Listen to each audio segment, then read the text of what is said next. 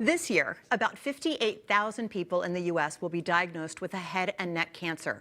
Most of these cancers are in the mouth and visible on the tongue, the gums, the tonsils, and the upper throat. For cancers found early, the outcome is good.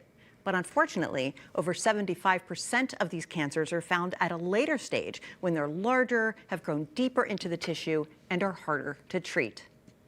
I wound up needing to have surgery where part of my jaw bone on this side was removed and missing 3 teeth there. Amy's first symptom was a red spot on her gum. She saw her dentist about it twice, but he was unconcerned, even though it was getting larger and starting to hurt. It was only when the spot was still there 6 months later that the dentist finally sent Amy to Dr. Deepak Kataman, a head and neck surgeon in Minneapolis.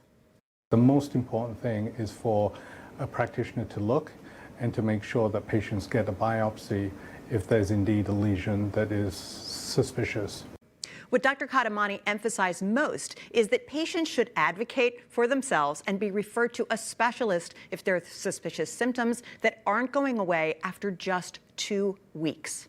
This includes sores that aren't healing, white or red patches on the inside of the mouth, a lump or bump inside the mouth, mouth or ear pain, difficulty chewing or swallowing, or a change in your voice. Amy's experience meant she knew all these symptoms. So when she noticed a new hard lump in her neck a few years after her first surgery, she immediately saw her primary care physician, who was unconcerned. But then the lump was still there 2 weeks later, and she insisted that she be referred back to Dr. Katamani, who found a small recurrence. That was 9 years ago. Today, Amy is cancer-free and credits that to early detection. Early detection is really important, and that is why I'm proof of that. That's why I'm alive today, I'm quite sure. Dr. Katamani and other doctors with the Head and Neck Cancer Foundation are offering free screening events across the state for early detection of head and neck cancer during the month of April.